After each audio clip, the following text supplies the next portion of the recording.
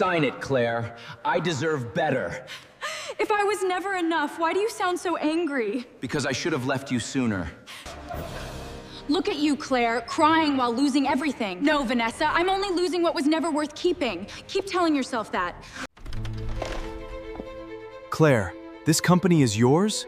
Not just the company, Adrian, the empire. I left the wrong woman. Thomas Ward set the papers on the kitchen island at 11:14 on a Thursday morning, and he was smiling.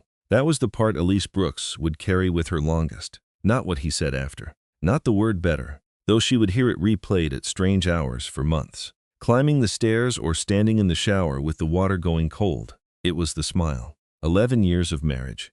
And he ended it in roughly the time it takes to pour a glass of water. Then he glanced at his watch, because he had somewhere to be. Elise did not scream. She did not reach for the pen he had so thoughtfully uncapped and placed within her reach. She looked at his hands first, and then she said the only thing that came to her, "You got a manicure." Thomas blinked. "What, your hands?" She nodded toward them. "You never used to care about your hands." He exhaled through his nose. The particular exhale she recognized from conference calls and dinners with people who asked questions he considered beneath him. "Elise, is that really where we're going with this?" "No," she said. "I suppose it isn't." The kitchen was the size of people's entire apartment, 12,000 square feet of house wrapped around them, perched on a hillside above the gray water of the bay. She had chosen the countertops. Thomas had said they weren't dramatic enough. She'd kept them anyway. And every morning for 9 years she had laid her hands flat on the pale stone while the coffee brewed and thought she'd made the right call. She put her hand flat on the papers now, did not pick them up. "How long?" she asked. "Does it matter?" "It matters to me." Thomas rolled his shoulders. He looked at his watch. He actually looked at his watch. And something inside Elise went very still, the way water stills before it freezes over in a single night. 14 months, he said. 14 months. She let the number sit in the air between them. "I'm not going to apologize for being honest with you." "You're not being honest," she said.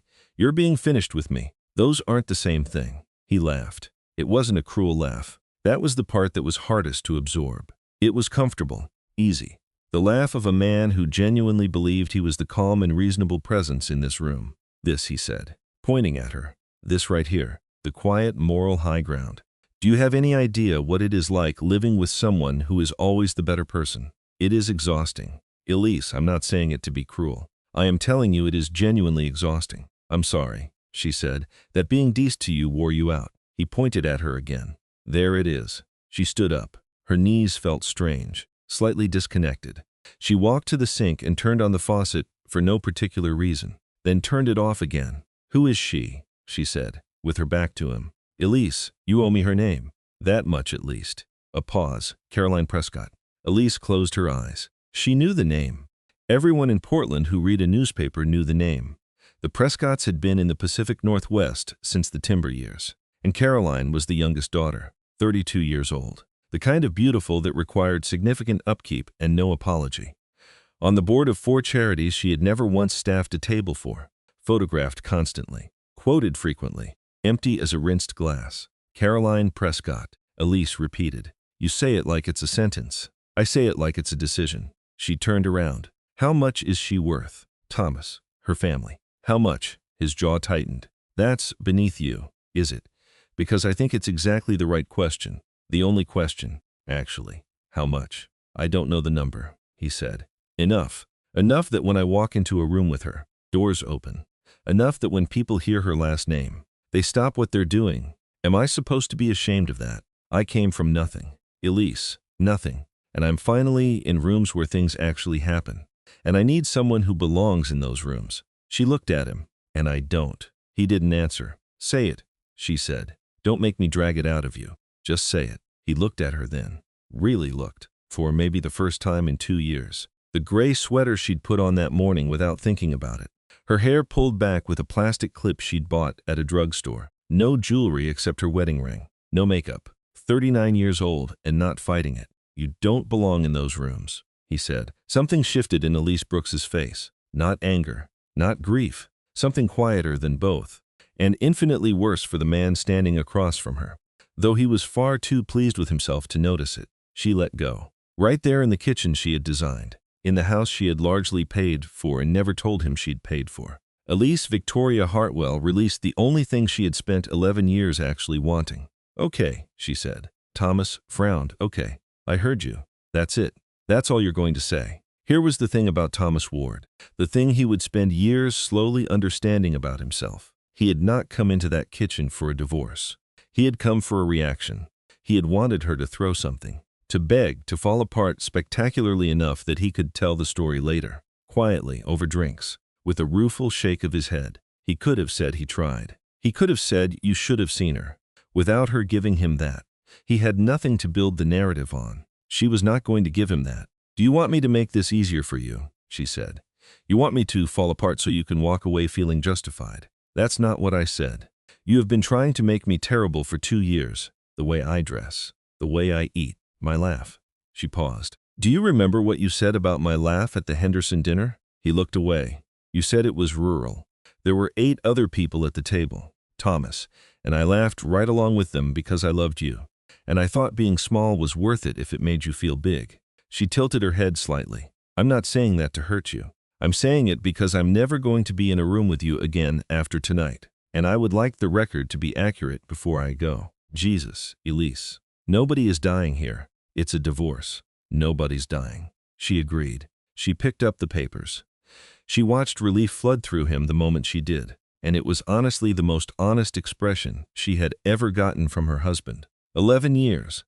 And the clearest look on his face was the one he wore when he thought she was going to sign without a fight. There's no prenup, he said, too quickly. My lawyers put together a settlement. It's generous, I think. It's more than fair. 10 million. Elise went still. I know how it sounds, he said, but my equity in the company is still pre-liquidity. It's not real money yet, technically. And Robert says, I know who Robert is, she said.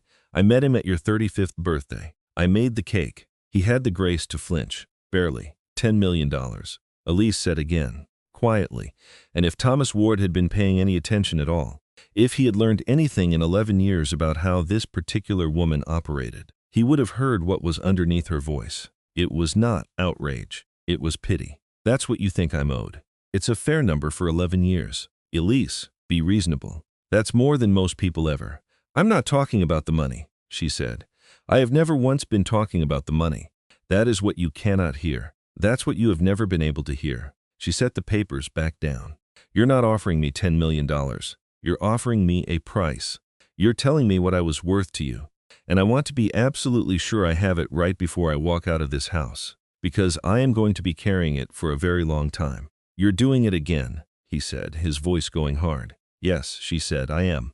He picked up the pen and held it out to her. His hand was perfectly steady. That steadiness was the thing she would think about at 3 in the morning for the next 4 months. She looked at his hand, and then she looked at the line on the paper where her signature was supposed to go. Elise Brooks, the name she had invented at 26, sitting in a diner outside Spokane. When she had decided that for once in her life she was going to find out something true. Brooks was her grandmother's maiden name, the one piece of truth she had allowed herself to keep.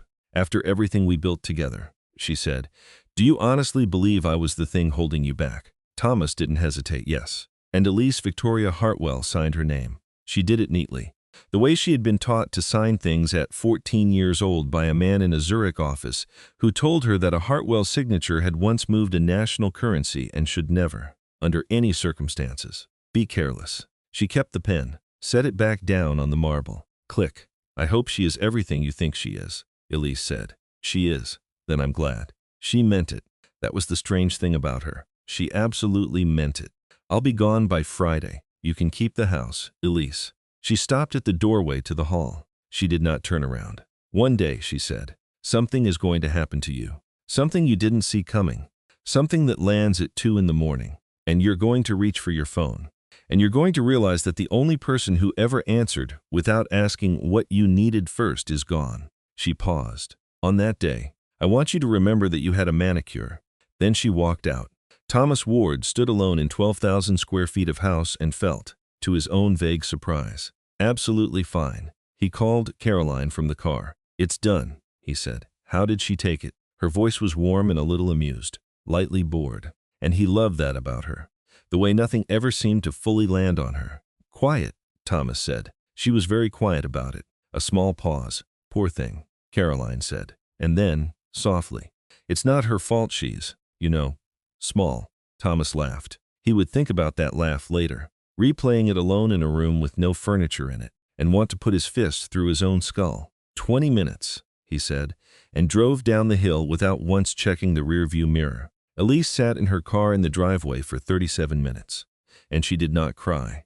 She had expected to. She had braced herself the way you brace for a wave. But the wave didn't come. After a while, she understood why.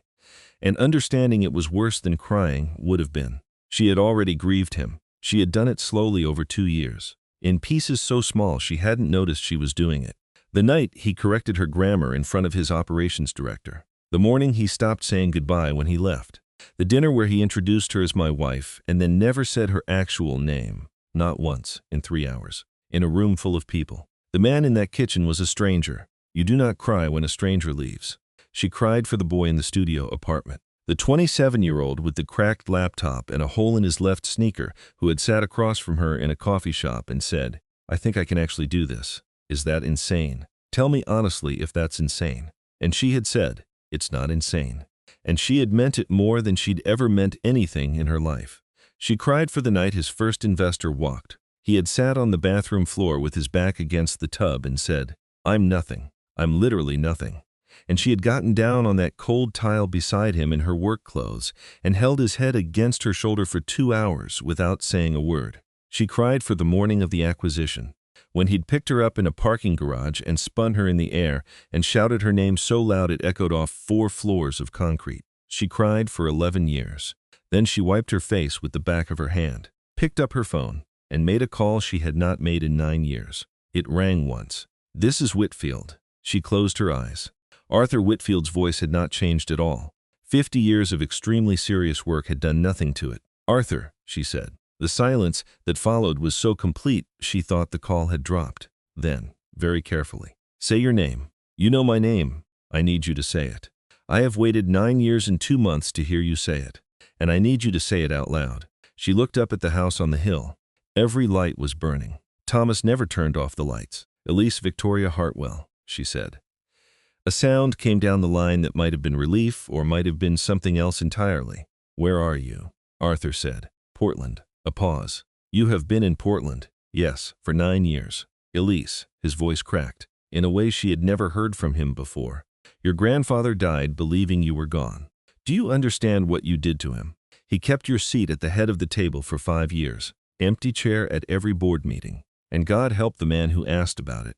She pressed her hand over her mouth. "He left everything to you," Arthur said. "Every share, every vote." 11 trustees begged him to update the will. He refused every single time. He told them, "She will come back when she is done being loved badly." Elise made a small, broken sound. "Was he right?" Arthur asked. She looked at the house, at all those lights burning for no one. "Yes," she said. A silence, longer than the last. "What do you need?" Arthur said. "Say it, and it's done. Anything." This was the moment.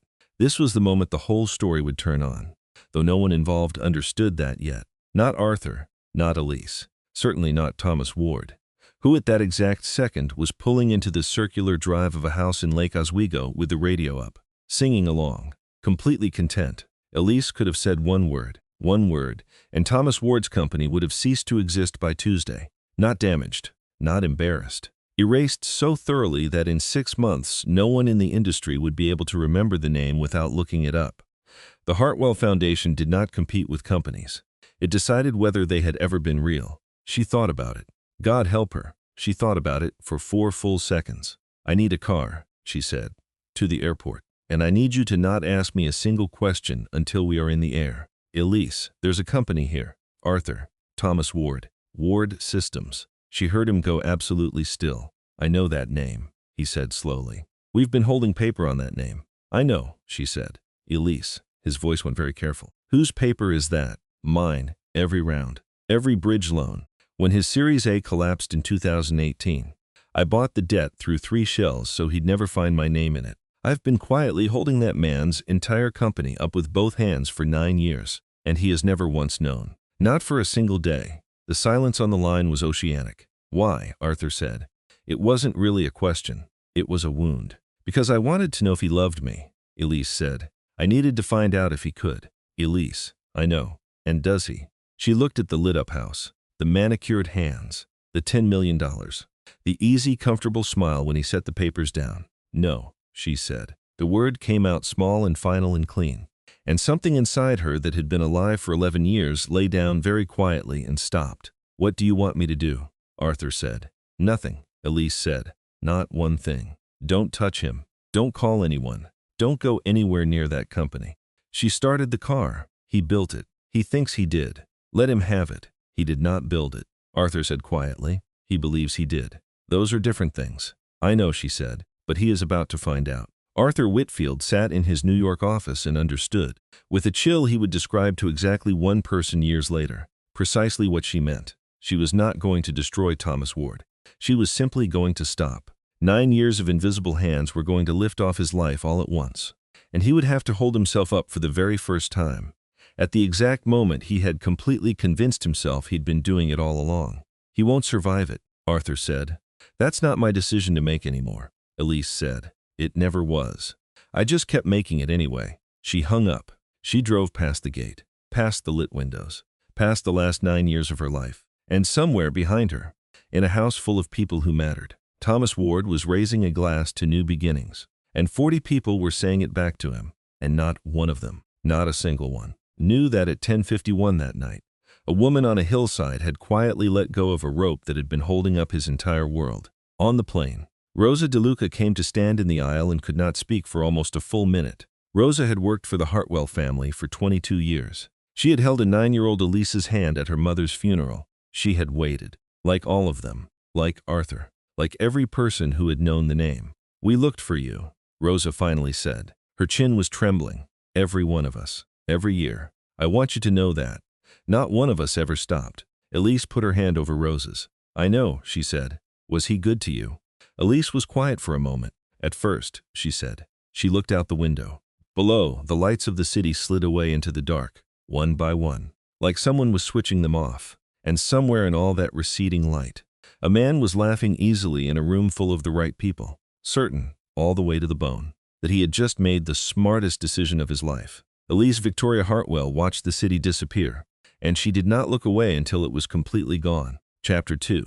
The ground under him. The party at Caroline Prescott's house in Lake Oswego was exactly the kind of party Thomas Ward had spent 11 years trying to deserve. 40 people in a room, and every single one of them mattered. You could not turn around without brushing against someone who ran something. Caroline slid her arm through his the moment he walked in, and the room made a warm, approving noise. And Thomas felt it move through him like a current he had been waiting years to stand in. There he is, Caroline said. The free man. The room laughed. Someone shook his hand. Robert Kessner, who ran a growth fund out of Seattle and had been through a divorce of his own 4 years ago, gripped Thomas's shoulder and said, genuinely, best worst thing you'll ever do. Was it hard? Someone asked. Thomas considered it. She was calm about it, honestly, very calm. He shook his head slightly. She barely reacted. An older woman near the window shifted almost imperceptibly. Thomas did not notice. Caroline did, and filed it the way she filed everything, neatly and without feeling. There you go, Kessner said. Some people just don't feel things the same way. That's exactly it, Thomas said, and lifted his glass. An hour later, he was in Richard Prescott's study with 3 men and a glass of something 20 years old. Richard was 70, silver-haired and dry as concrete, with a stare that had ended more careers than most regulatory bodies. He listened to Thomas lay out the Series C terms and said nothing for a long moment. Harrington's leading, he said. He meant the lead investor. Yes, sir. Terms are done. It's practically paper at this point. We close in 6 weeks. Richard nodded slowly. Then he did not say anything, and the not saying became a small, cold thing in the room. Is there a problem with Harrington? Thomas asked. No, Harrington's fine. Richard swirled his drink. You've had a remarkable run, Thomas. You know that. I've made good decisions, and I've had good people. 9 years, Richard said. No down round, not one, through the corrections. Through the credit situation in 2023, he tilted his head. Do you know how many companies in your sector managed that? Thomas did not know. 4, said Richard. 2 of them are defense contractors. The room went a shade quieter. I'm sure it's exactly what you said, Richard added, and turned to refill his glass. Thomas stood there for a moment with a feeling in his chest like a hand had brushed past him in the dark. Then it passed. He was 38 years old. He was 6 weeks from closing a $240 million round. There was a woman across the room who looked the way Caroline Prescott looked, and she was going to be his. He was going to be more than fine. Across the water at that same minute, a plane was lifting off from Portland International with 1 passenger and no name on the manifest. The first thing to crack was small enough that Thomas almost didn't notice it.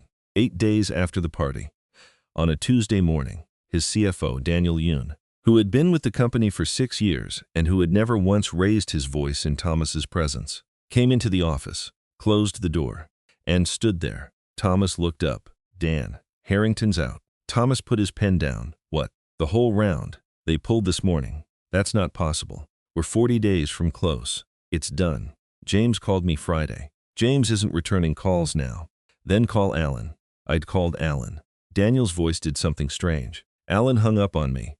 The room went quiet. He hung up on you? Yes. Thomas stood up. He walked to the window. His hands, he noticed distantly, were not entirely steady, and he resented himself for it. Okay, he said. This is a negotiation. This is a squeeze play. They want a better mark, and they're using the timeline to get it.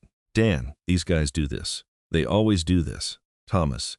Something in Daniel's voice made him turn around. I called Harrington, and when I couldn't reach him, I started pulling the cap table, just to see who I had some leverage with. He set a folder on the desk. His hand was shaking slightly. Who is Alderwood Trust? Thomas stared at him. Alderwood Trust, Daniel said again. Delaware LLC. Registered 2016. They're in the 2017 bridge. They're in the 2019 rescue. They're the counterparty on the Kessner debt. They're in everything. Thomas, every single time this company should have gone under. Alderwood Trust shows up within 48 hours with exactly enough money, and the terms don't make sense. The terms lose money on purpose. His voice was climbing now, thin and strange. I pulled the registered agent this morning. He pushed the paper across the desk. Thomas looked at it. It was a boring document. The kind of thing you scroll past without reading. A name on a line. Hartwell Global Holdings. I don't understand what this is, Thomas said. Daniel Ewan, 44 years old, looked at his CEO with an expression Thomas had never seen on any human face before and would spend a long time trying to name. Thomas, he said. The Hartwell Foundation has been funding this company since before you had an office. Thomas heard the words. He heard them clearly. They did not immediately arrange themselves into meaning. They own the 2019 debt, Daniel said. They own the Kessner paper. They have consent rights buried in an exhibit from 6 years ago that I have personally read 4 times and only understood this morning. Thomas, they can end this company with an email. His voice broke. Someone at the Hartwell Foundation has been holding this company up with both hands for 9 years. And I need you to explain to me why. Because I have been doing this for 20 years, and I have never once seen anything like it. This does not happen unless somebody in that building is in love with somebody in this one. The office was completely silent, and in the quietest part of Thomas Ward's mind, in a place he had kept locked and dark for a long time, something turned over. A gray sweater. A woman who had never once asked what anything cost. A woman who, 11 years ago in a coffee shop, had listened to him talk for 2 hours about a company that didn't exist yet. And when he'd said, I think I can actually do this, is that insane? Had not said it's not insane the way a girlfriend says it. She had said it the way an investor says it. He sat down slowly in his chair. Get out, he said. Thomas, come. Get out. The door closed. Thomas Ward sat alone in a glass office and did not move for 11 minutes. Then he picked up his phone and called the number he had for Elise. It rang several times and went to a voice he did not recognize. Professional and cool. Hartwell Global. Miss Hartwell's office. May I ask who's calling? Thomas stopped breathing. Sir, the voice said. I'm her husband, he said. His voice did not sound like his voice. A pause, not a long one. I'm sorry, the woman said pleasantly.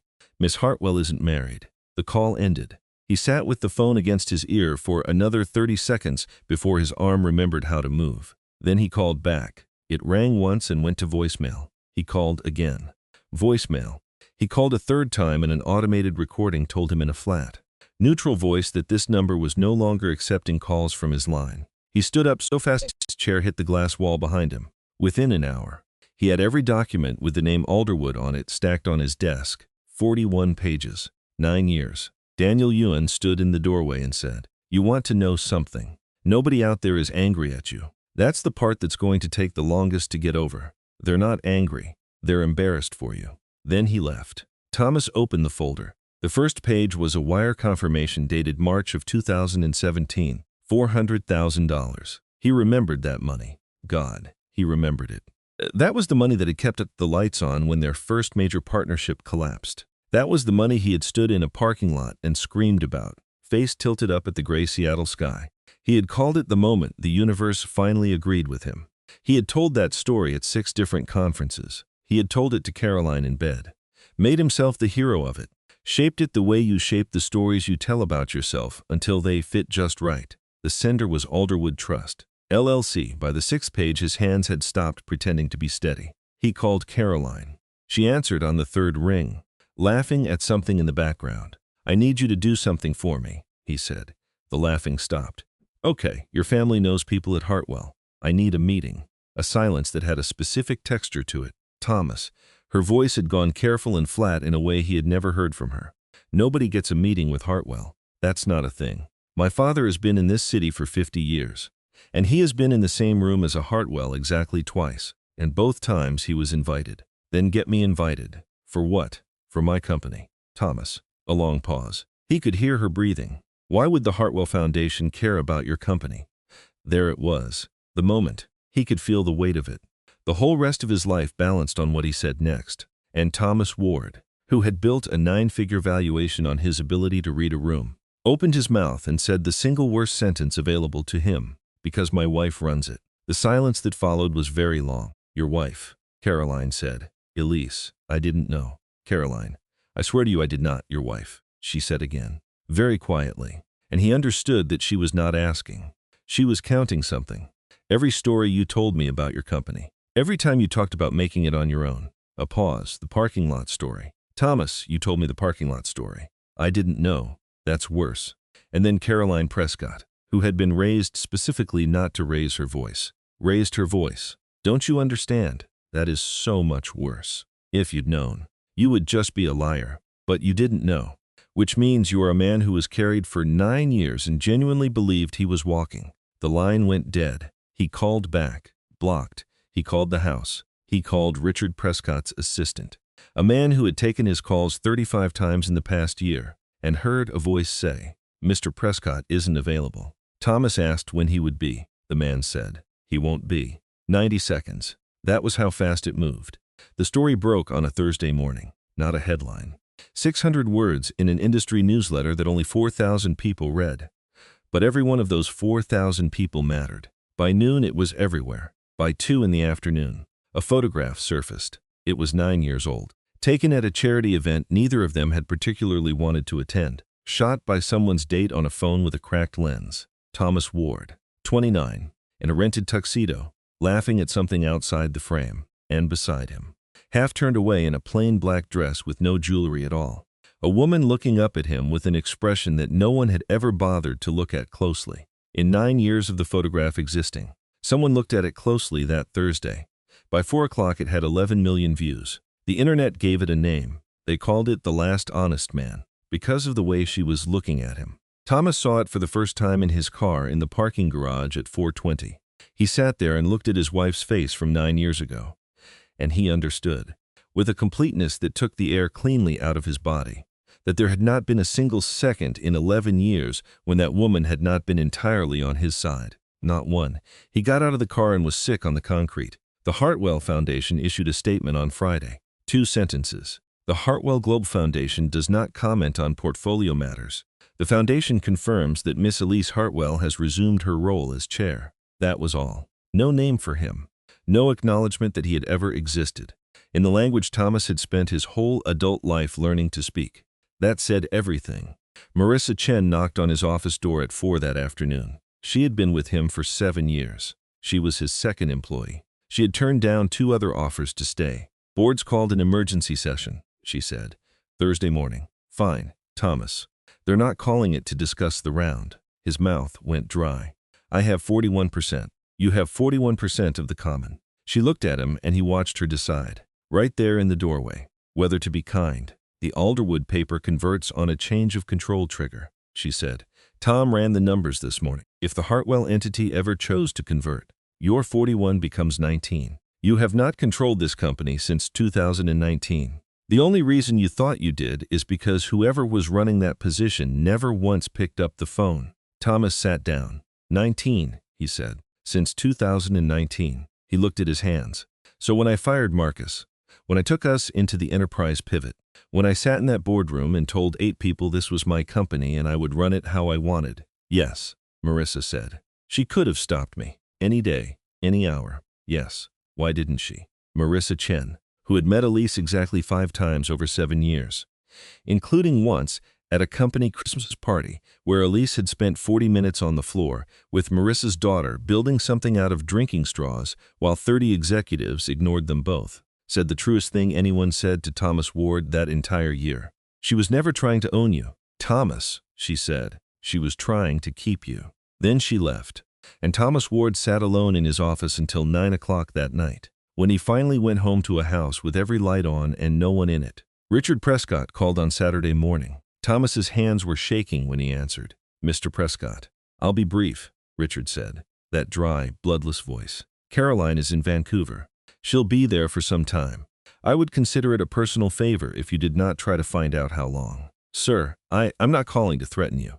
I'm calling because I liked you. I want you to know that. I genuinely liked you. A pause. Do you remember what I said to you in the study? The night of the party. 9 years. No down round. 4 companies. 2 of them defense. Thomas closed his eyes. Yes. Do you know why I said it? No. Because I had already checked, Richard said. I check everyone who comes near my daughter. I had a file on my desk that afternoon. I had been trying for 6 weeks to figure out who was sitting on your cap table doing things that didn't make financial sense. And I could not work out who was in love with you. A pause. I never once guessed the wife. I looked right at her at the Henderson dinner, and I thought exactly what you thought. Thomas could not speak. You want to know the worst part, Richard said. I laughed at your joke about her laugh. You said it was rural, and I laughed. And she looked right at me. She looked at me and she smiled and she let me have it. She let a man laugh at her own table because stopping it would have embarrassed her husband. His voice finally moved, just slightly.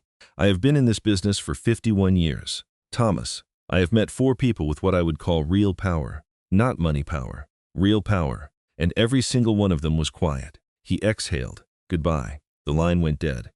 Thomas Ward sat down on the floor of his kitchen with his back against the marble island, in the exact spot where he had checked his watch while she stood across from him.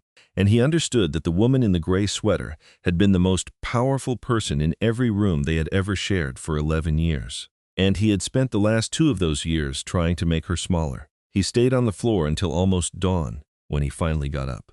He did the only thing left that a man in his position could do. He booked a flight to New York. He had no meeting. He had no invitation. He had no one on earth who would make a call on his behalf. He had a boarding pass, a suit he'd bought the previous summer that suddenly felt wrong on him, and a folder containing 41 pages of wire confirmations, 9 years laid out in black ink, every one of them landing within 72 hours of a moment when his company should have died. He carried it onto the plane the way you carry something you owe. Chapter 3. 4 minutes. He stood in the lobby for 6 hours. The building had the Hartwell name cut into the stone above the entrance, large enough that you did not miss it, understated enough that it did not need you to look. Thomas walked in at 9:45 in the morning with his folder under his arm and asked the young woman at the front desk if he could please see Miss Hartwell. She was very kind about it. That was somehow the worst thing that had ever happened to him. I'm so sorry, sir, she said. You'd need to be on the calendar. Can I get on the calendar? She paused, and something in her face shifted, went careful and soft. She was 23, maybe 24. She had seen the photograph. Sir, she said gently, there isn't really a calendar, not a public one. People don't request meetings with Miss Hartwell. They're invited. Thomas nodded. Then he went and stood near the far wall, which was not a thing you were supposed to do in the lobby of the Hartwell building, and he stayed there. Security did not remove him. That was the strangest part of the whole morning. Nobody came to ask him to leave. At hour 4, someone brought him a bottle of water. At hour 5, a chair appeared. He did not ask for either of these things, and no one said a word when they delivered them, which was its own particular kind of treatment. At 7:15 that evening, A man in an unremarkable dark suit came off the elevator and walked toward him with his hands folded, unhurried. Mr. Ward. Thomas got to his feet. My name is Arthur Whitfield. Thomas had heard that name spoken exactly once in his life, in Richard Prescott's study, in a voice that had been warm and socially obligated. Marcus is here. He's been asking about the round. In that moment in the lobby, for the first time, the full weight of who had been standing in that room landed on him. You, Thomas said. Me. You were at the party. I was at the party. Arthur Whitfield's face did not move in any direction. I have been at every party you attended for 6 years. Mr. Ward. That was my job. Thomas's mouth opened. She had you watching me, he said. And now something did move in Arthur Whitfield's face. Something old and tired. And underneath it, furious in the particular way that only a very controlled person allows themselves to be furious. She had me protecting you, he said. There is a difference. One you have never been in a position to understand. He glanced at his watch and Thomas flinched at the gesture as if he'd been struck. You have 4 minutes. For what? For the elevator. A pause. She's agreed to see you. Thomas Ward stopped breathing for the second time in 3 weeks. Arthur started walking toward the elevator and Thomas followed. Slightly too fast. Arthur pressed the button and waited without looking at him. She agreed against my advice, he said. Against the advice of everyone in this building. Against the judgment of a man who is no longer alive to speak for himself, and whose opinion I would give a great deal to have right now. The doors opened. Arthur did not step in. A word, if you'll permit it, from someone who has known her since she was 6 years old. Thomas stepped into the elevator. Arthur remained on the other side of the threshold. Whatever you are about to say up there, Arthur said, she already knows. She has known all of it for 9 years. So I would think very carefully about whether you are going up there to give her something, or whether you are going up there to ask for something. Because those are not the same trip. The doors closed. The elevator took 41 seconds. Thomas counted them. He had the folder under his arm and 41 pages of wire confirmations and 11 years that had already happened. And none of it added up to anything you could walk into a room and offer a person. The doors opened directly into a room with no reception desk, no hallway, floor-to-ceiling windows on one wall, late afternoon light cutting across pale floors. And at the far end of the room, with her back to him, a woman in a gray sweater. Thomas's legs stopped working properly. It was not the same sweater. He understood that, but it was gray, and it was plain. And she was standing in the most expensive room he had ever been in, wearing the exact thing he had once told her she could not wear in front of people who mattered. And the understanding arrived all at once, complete and devastating. She had chosen it. She had gotten dressed this morning and she had chosen it deliberately, which meant she had thought of him, which meant she had known he was coming, which meant she had made a decision about what she wanted him to see when he walked through those doors. You have 4 minutes, Elise said, without turning around. I'm told you were already told that. Elise, he came forward 2 steps and stopped. Please look at me. She turned around. Thomas Ward had spent 3 weeks rehearsing this. He had written things down on a hotel notepad at 30,000 feet. He had been absolutely certain he would find something on her face to work with, anger or hurt or anything at all that he could meet with words. He looked at his wife of 11 years and found nothing, not coldness, not hatred. She was simply paying attention to him, patiently, the way you give attention to someone who has come to deliver something, and you are waiting to see what it is. It undid him faster than any anger would have. You look, he started. Say what you came to say, Thomas. He opened his mouth. For a moment, nothing came out at all. 3:20, Elise said. I didn't know, Thomas said. I swear to you. Elise, not one day, not one wire. I had no idea. I know you didn't. I would never have. Thomas, she said his name gently. Everything she said came out gently. That had always been the thing about her. I know you didn't know. I spent 9 years and 4 attorneys making certain you would never know. If you had found out, the whole thing would have failed. She tilted her head slightly. So you can put that down. It's not why you came. He stood there with his mouth open. Do you want me to say it for you? She asked. He shook his head. 2:40, she said. Elise. I came because I saw a photograph. Something moved in her face then. Very small, very quick, and then gone. I know which one, she said. I've had it sent to me more than once. By people who thought they were being kind. She paused. Do you know what they call it? Yes. 11 million people looked at my face for 4 seconds and understood something my husband couldn't see standing 3 feet for 9 years. Her voice remained level, but something shifted underneath it, like a current under ice. I'm aware. It was a very instructive week. I was looking at you, Thomas said. In the photograph. I was looking at you. You were looking at the room, she said. You were 29, and you were looking at the room, and I was looking at you.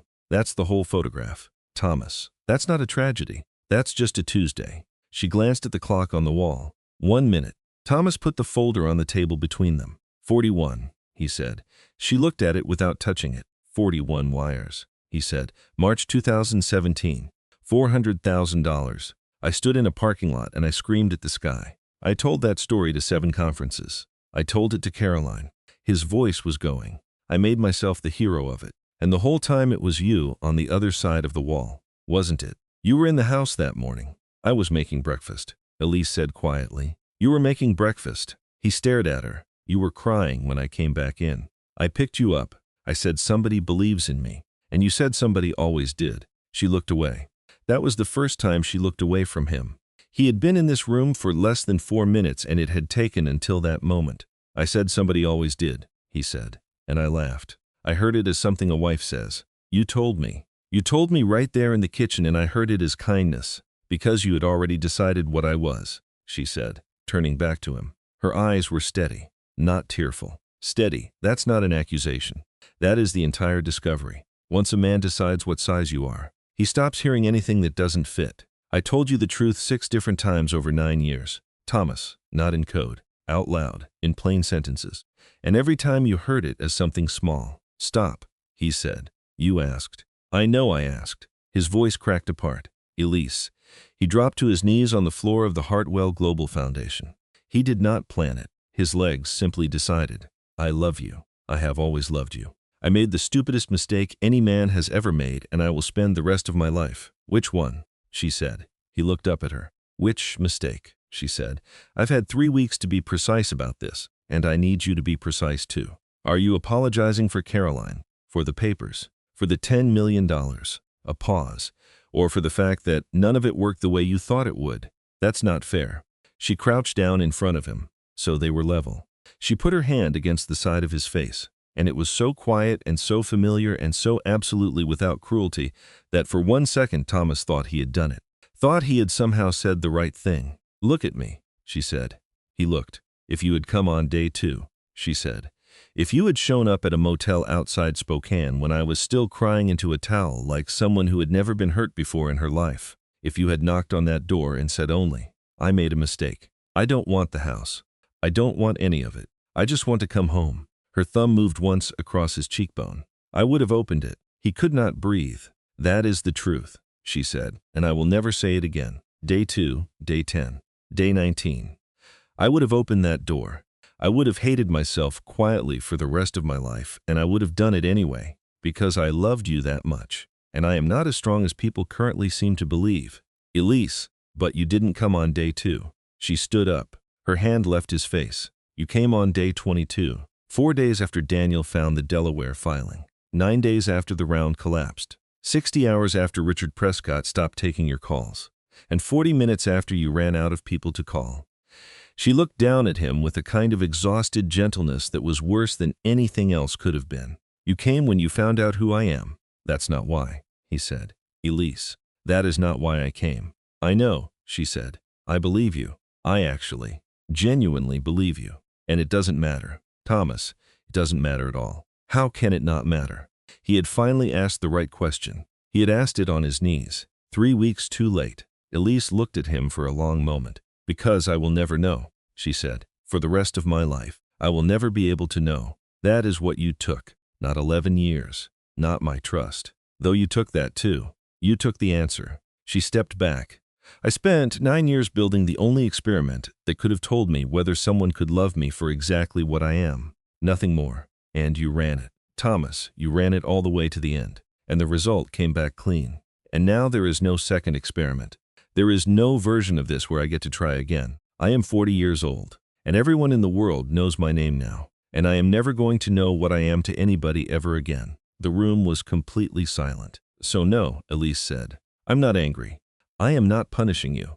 I am not going to dismantle your company, or call anyone, or do a single thing to make your life harder than it already is. There is no revenge here. Thomas, there is just a woman standing in a room who spent her whole life trying to find out one thing, and found out. She walked to the table. She picked up the folder and opened it, and Thomas watched her look at the first page. The wire confirmation from March 2017, $400,000. A Thursday morning, 9 days of runway left. He watched her face and there was nothing on it. Then she closed it and held it out to him. Keep it, she said. Why? Because it is the only completely honest thing anyone ever gave you, she said. You should hold on to it. The elevator behind him opened. Arthur Whitfield was standing in it, having appeared without being called.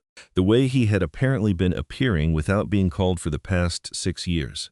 Mr. Ward, Arthur said. Thomas did not move. Elise, please. She said the last thing she would ever say to him directly. I hope you build something, she said. I mean that. I hope you build something small and terrible and completely your own.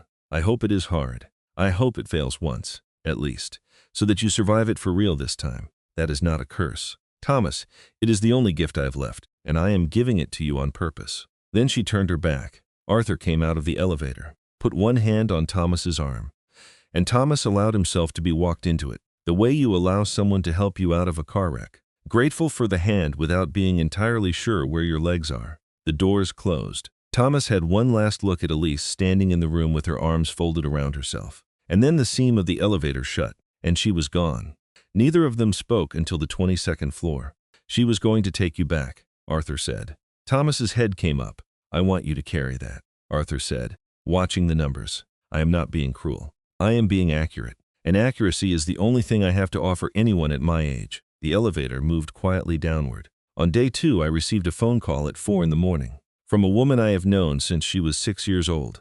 Do you know what she asked me? Thomas shook his head. She asked me if it would be pathetic. Arthur said. Those were her exact words. She said, Arthur, would it be pathetic to go back? And I said yes, Elise. I said it would be the most pathetic thing you have ever done. And she was quiet for a long time. And then she said, Marcus, I don't care. Thomas put his hand against the wall of the elevator. She waited 22 days, Arthur said. She had her phone in her hand at a board meeting on day 14. An 80-year-old man watched the chair of the Hartwell Foundation check her phone 40 times in a 2-hour session and had the decency not to mention it. Stop, Thomas said. You would like me to stop. Please. Everyone would always like everyone else to stop, Arthur said. That is what mercy is. Mr. Ward, it is the thing you most want from other people, and the thing you least thought to give. The elevator continued its descent. Do you know when it ended? Not the marriage. The waiting. Thomas closed his eyes. Day 19. Arthur said. Caroline Prescott posted a photograph from Vancouver. You were not in it. You were not in it because she had already ended things and you did not know yet. Elise looked at that photograph for a long time. Then she put her phone face down on the table and said one word. He stopped. She said, okay, Arthur said. Same word she used in the kitchen. She told me about the kitchen. Same word. Same voice. He finally looked at Thomas directly. That is what she does instead of screaming. And I want you to know that for the rest of your life, every time someone says that word to you, you are going to hear it. The lobby doors opened. Thomas walked out into the evening air of a city of 9 million people and understood, standing on the pavement, that not one of them was waiting for him anywhere. He went back to Portland the next morning. He had not planned to. He simply found himself at the gate. He had a folder under his arm with 41 pages in it. He did not take it out on the flight. He held it on his lap the whole way. The way you hold something that belongs to someone else. Something you were trusted with once and have no idea what to do with now. He looked out the window for 3 hours and did not sleep. Chapter 4. What it cost Thomas Ward went back to Portland and started over. Not the way people say they are starting over when they mean they are regrouping, recalibrating, waiting for the right moment to re-enter the world at something close to their previous altitude. He started over the way you start over when everything has been removed and you are standing in a room that echoes. He kept 11 employees. The ones who stayed after the story broke did so without being asked, without any indication of what the company was going to become or whether it was going to become anything at all. And Thomas never forgot that about them. He moved the office to a smaller building in the Pearl District, a space with low ceilings and bad light and a coffee machine that made a sound like it was dying every morning at 8. He sat in a room with glass walls and no view and read out loud every quarter, including the ones that were bad, especially the ones that were bad, until the habit of honesty became something he did without thinking about it. Ward Systems. Version 2. Never got big. That was the fact of it, stated plainly. It was a 60-person logistics software company in a mid-sized city, and it made money in a quiet, undramatic way. And nobody wrote about it, except once in a regional business journal that called Thomas Resilient, which he found faintly comic. He ran it until he was 68 years old. He never took a round. He never brought in outside money. Not from anyone. Not under any circumstances. And if his board of directors found this occasionally frustrating, they had all agreed when they joined that this was how it would be. Daniel Yuen came back 18 months after everything fell apart. He emailed on a Tuesday evening with a subject line that said only, "If you'll have me." Thomas replied 4 minutes later. They never once discussed what had happened. Not directly. And somehow this turned out to be exactly right. The first year was the hardest year Thomas Ward had ever worked in his life, and he had worked very hard for a very long time. He understood the difference now between hard work and held work, between what it felt like to carry something on your own versus what it felt like to believe you were carrying it while someone else held the weight. He had felt, at 27, like a man lifting something enormous. He understood now that he had been lifting the visible portion while the foundations were being quietly managed beneath him. He did not discuss this with anyone. He simply got up each morning and did the work, and it was harder and slower and less impressive than anything he had done before. And it was the first completely real thing in his professional life. He never once touched a dollar of the Hartwell money that remained entangled in the company's earlier structure. Arthur Whitfield's office sent a letter at month 3 outlining the options. Thomas read it once and filed it. He did not respond. Every month on the 3rd, without exception, he sent a wire transfer to the Hartwell Global Foundation for whatever amount he could manage that month, which in the first year was sometimes not very much. Every month a receipt came back. He kept them all in a shoebox under his desk.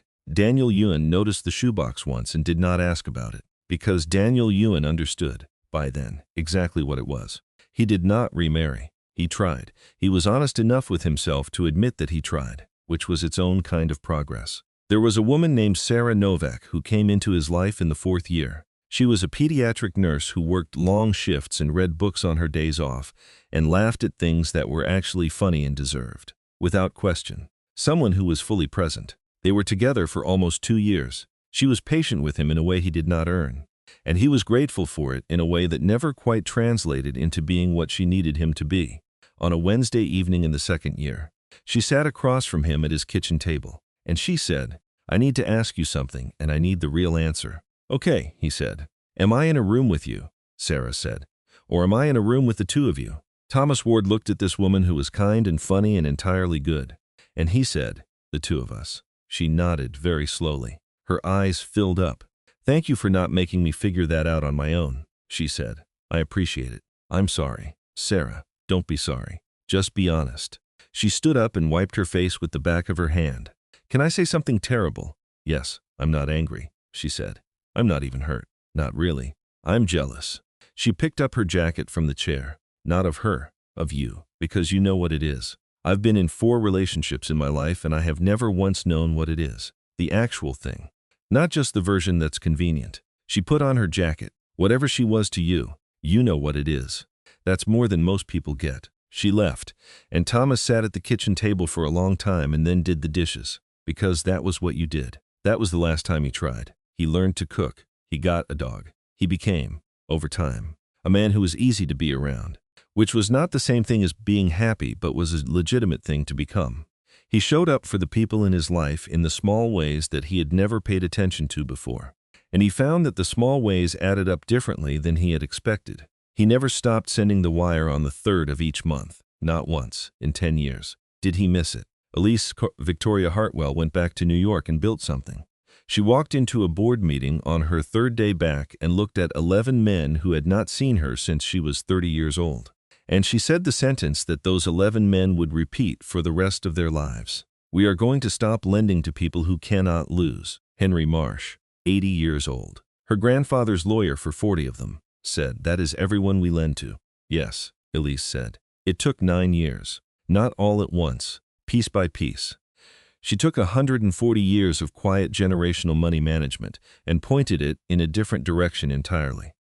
The Hartwell Global Foundation stopped being a private financial engine for the already stable and became something the business schools could not cleanly categorize.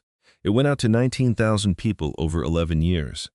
Sums between $40,000 and $400,000. Structured to land at the exact moment something could still be saved. And it was famous. In the small circles where it was known. For exactly one thing. It was anonymous in the other direction.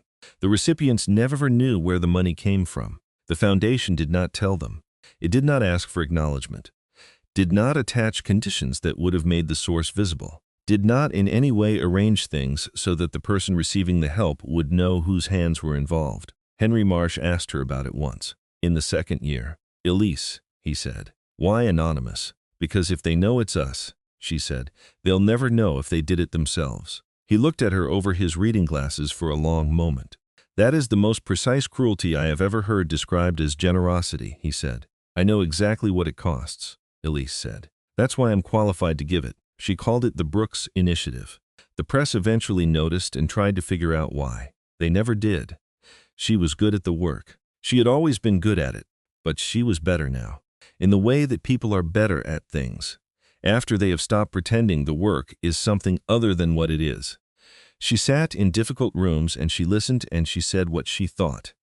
And she did not moderate herself for the comfort of people who were used to being the most important presence in any given space. Bernard Cole, which is to say Henry Marsh, died in the 7th year. He was 85. Elise sat with him at the end. He held her hand with what he had left. And he said, Elise, I have been married for 53 years. Ruth has been gone for 16 of them, and I would do every hard thing twice over, and I would let it cost me whatever it cost. Do you hear me? I hear you, she said. Do you? He said. He was looking at her in a way that meant something specific. Because I have watched you for 7 years, and you are the best I have ever seen. Better than your grandfather. He would have said so, if he were the kind of man who said things like that. And you are going to die at that desk being right. Elise. And being right is the cheapest thing in the world. Any fool can be right. It costs nothing at all. She held his hand. What costs something? She asked. Going first, Henry Marsh said. Going first is the thing that costs. He died 4 days later. She sat in the room after and looked at the window for a long time. The two of them lived their parallel lives for 10 years, separated by a continent and a story they both knew every word of. They did not cross paths. They did not send messages through intermediaries. They did not, as far as either of them was aware, come close to the same room. Thomas read everything the foundation issued publicly. He did this without being certain why, except that it was something he needed to do the way he needed to send the wire each month. He read about the Brooks Initiative in a financial journal and sat with the article for a long time before understanding the name. When he understood it, he put the journal down on his desk and looked at the wall for 11 minutes, which was becoming a habit of his. He went to his mother's house in Ohio for Thanksgiving every year. She was a woman who had worked in a hospital laundry for 31 years and who had the specific, unshakable moral clarity of someone who has never had enough money to mistake it for character. She had met Elise exactly once. At a small dinner Thomas had arranged in the 2nd year of their marriage, and she had called Elise afterward and said, I don't know what my son did to deserve you, and I want you to know that I know that. Elise had laughed and said, he was very kind to me in the beginning. And Thomas's mother had said, the beginning is the easy part. He thought about that a lot. In the 10th year, Elise built. That was the word people used. And it was accurate. She sat at the head of a table that had sat empty for years, and she made decisions, and she did not flinch from the ones that were hard. She hired people who disagreed with her, and kept them longer than was strictly comfortable, because she had learned something about the cost of surrounding yourself only with voices that confirmed what you already believed. She had dinners sometimes with people she liked. She had friends, real ones, the kind you call without an agenda. Arthur came for dinner once a month and they talked about everything except the one thing, which was fine, because they both knew where it was. She did not date. She was not opposed to it in principle. She simply did not. When people asked, she said she was busy, which was true, and they usually accepted it. And the ones who pressed a little got a look from her that ended the subject cleanly. She ran on Sunday mornings. She read. She learned to make bread, badly at first and then adequately, and then finally quite well. She went to concerts alone and found that she did not mind it. She spent Christmas with Rosa and Rosa's large, complicated family in Connecticut, and this became, over time, the holidays she looked forward to most. She kept the cheap wedding ring in her jacket pocket. She changed jackets often, and every time she did, the ring moved to the new one. She did not think about this consciously. She did not examine it. It was simply a thing she did. Arthur noticed, once, the small shape of it in the fabric. He did not mention it. He was 78 years old, and he had known Elise since she was 6. And there are things you do not mention. And this was one of them. In the 10th year, Thomas's mother died in March. She died quietly, at home, which was what she had wanted. And Thomas was with her, which was also what she had wanted. She had asked him once, in the 9th year, whether he thought he would ever stop carrying things around, and he had said he wasn't sure. She had said, "You know what I think." And he had said, "Tell me." And she had said, "I think you got used to being the one who was held up. And now you have to learn to hold something, and it takes longer than people say."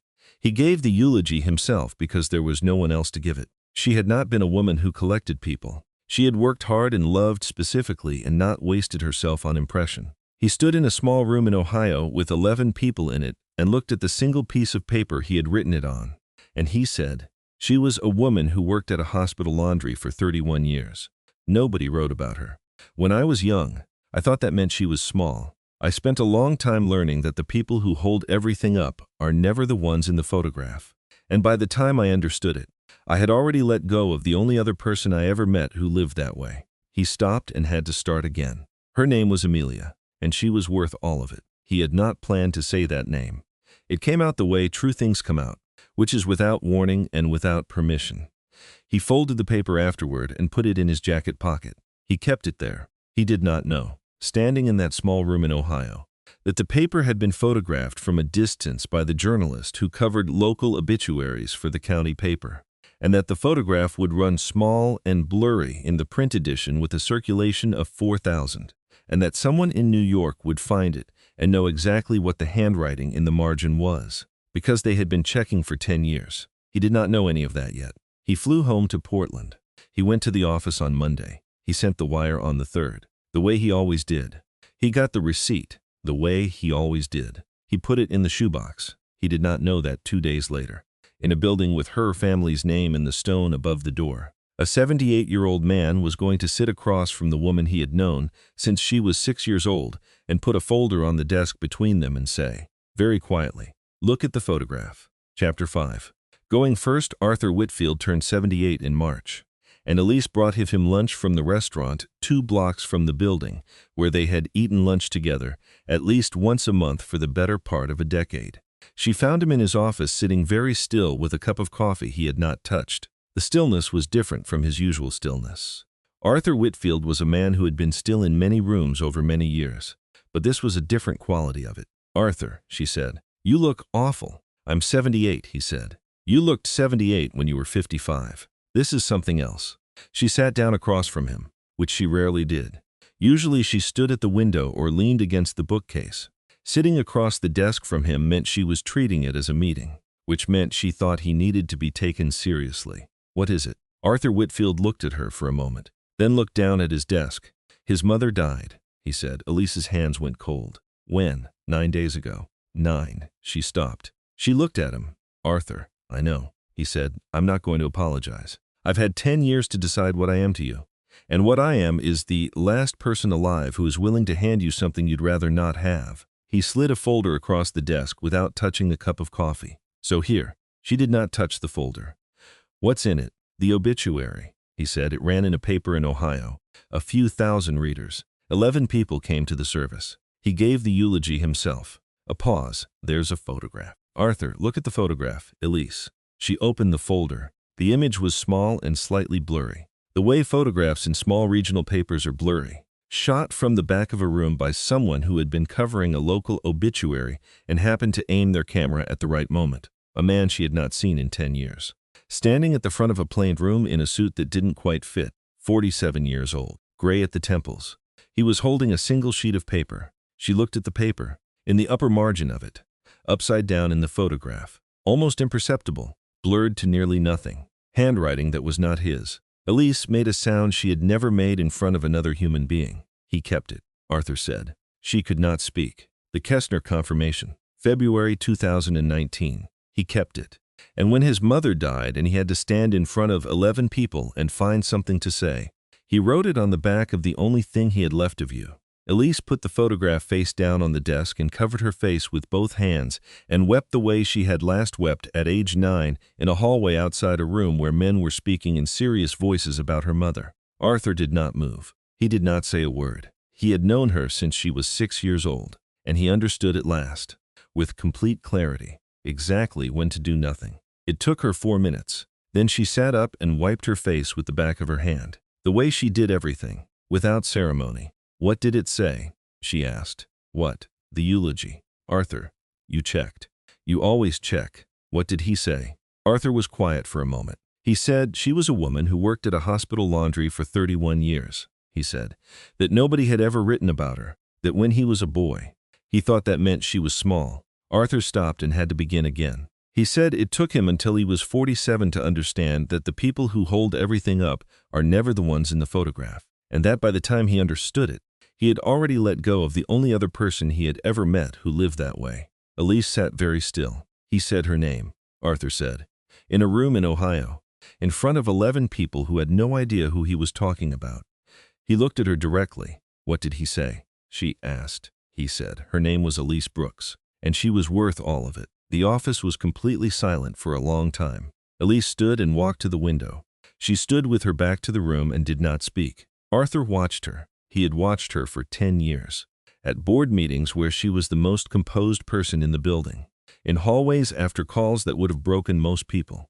In one memorable session with 3 senators where she had said 4 sentences and left. And the senators had sat there afterward as if they had been struck. He had watched her be right, consistently and expensively, for a decade. He watched her now. Arthur, she said, finally, without turning around. Yes, Bernard said something to me at the end, before he died. I know, I was outside the door. She almost smiled. He could see it in her reflection in the glass. He said any fool can be right, she said. He said it costs nothing. Yes, I have been right for 10 years. You have been right every single day, Arthur said, without exception. She turned around. She had been crying again, silently, which was a thing she could do. Her eyes were clear now. I'm 49 years old, she said. I have been right about a man for 10 years. I have eaten dinner alone for 3,650 nights. And I need you to tell me the truth. Arthur, because you are the only one left who will. Her voice broke slightly on the last word and then steadied. Was I right? Or was I just afraid? Arthur Whitfield stood up from his chair. He came around the desk, which he had done perhaps 3 times in the 10 years she had worked beside him. You were both, he said. You have always been both. That is not a flaw. Elise, that is a person. He stopped in front of her. And I will tell you the thing I have been holding for 10 years. And then I am done with it and I will not mention his name again. Say it. He never asked, Arthur said. Elise did not move. 10 years, Arthur said. 38 wire transfers. $3 million. His company. His mother. His whole life. And in 10 years, that man has never once asked this office for a single thing. No letter. No message through an intermediary. When he sees a Hartwell entity in a deal, he walks. He walked away from a contract in year 6 that would have doubled his company because there was a Hartwell fund 3 layers up in the structure, and he never told anyone why. And I only know because I check. He paused. Elise, he passed. Do you understand what I'm telling you? He has been taking the test every day for 10 years, and you were not even watching. But you were, she said. Yes, that's why you kept checking. Yes, Arthur said. For 10 years, yes. Her eyes were streaming. Why?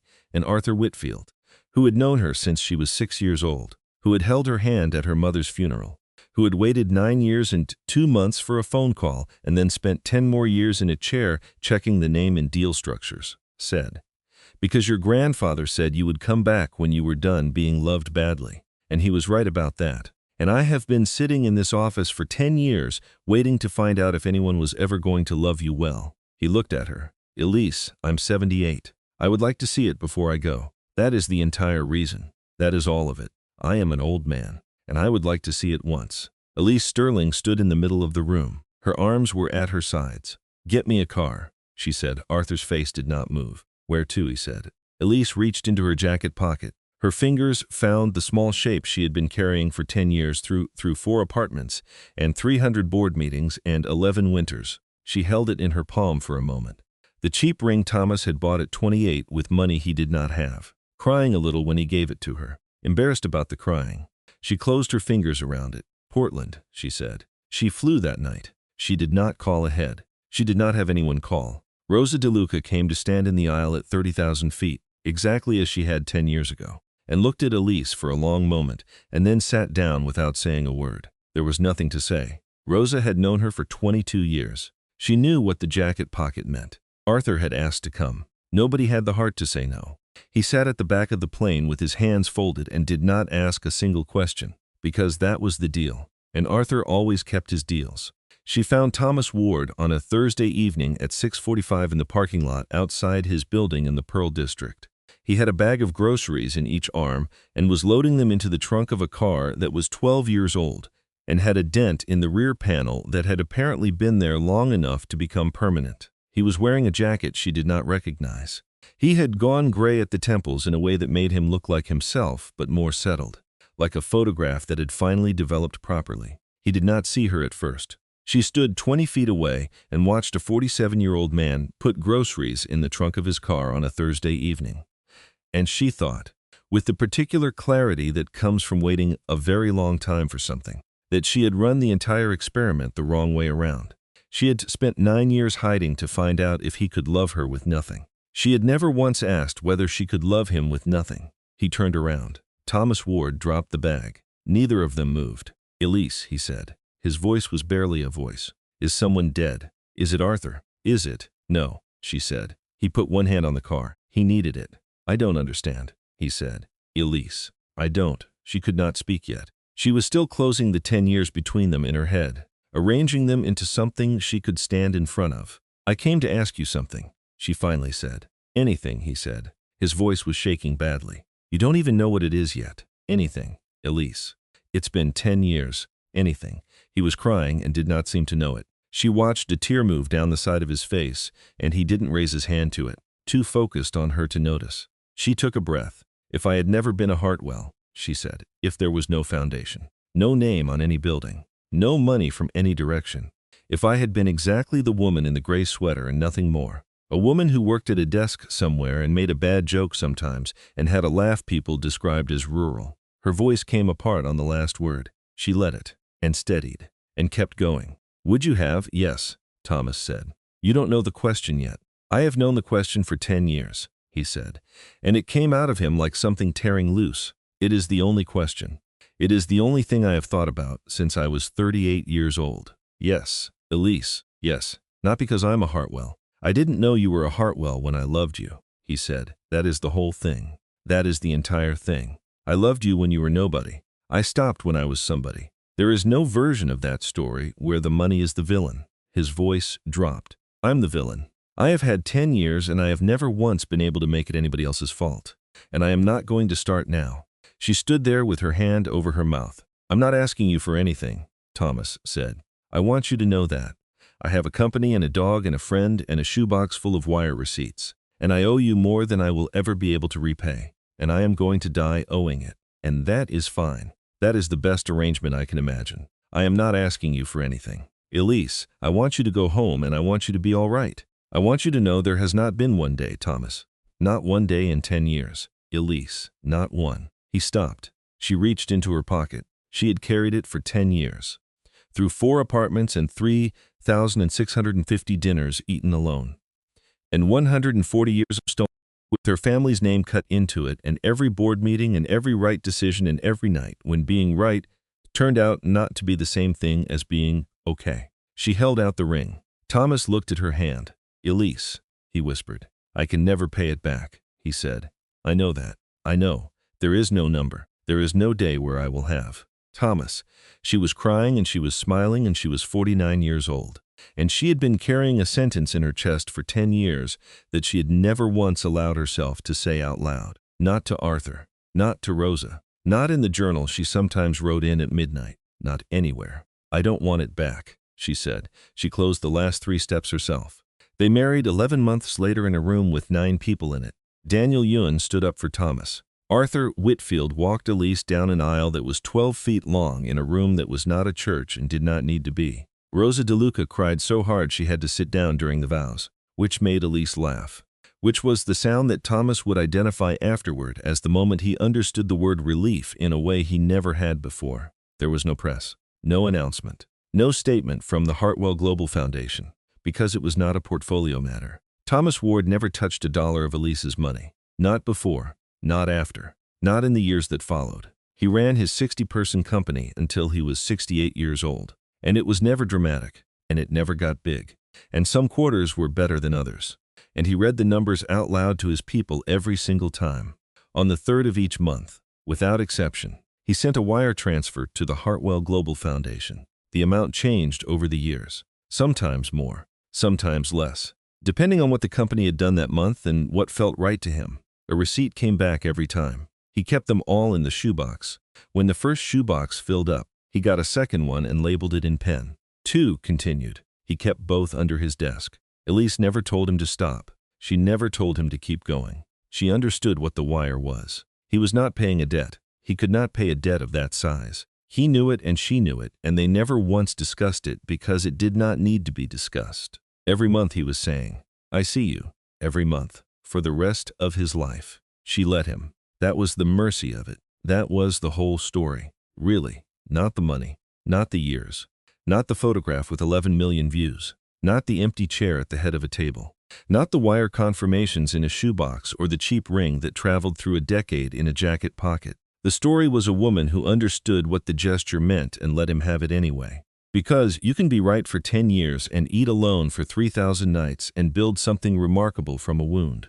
And none of that is the same as loving someone well. And you can hold a person up for 9 years with both hands and call it love. And maybe it is. And maybe the problem is not the holding but the hiding. The choosing to be invisible when what the person needed was for you to be seen. And you can spend a very long time waiting for someone to notice you are the one holding the wall. And you can be entirely correct that they should have noticed.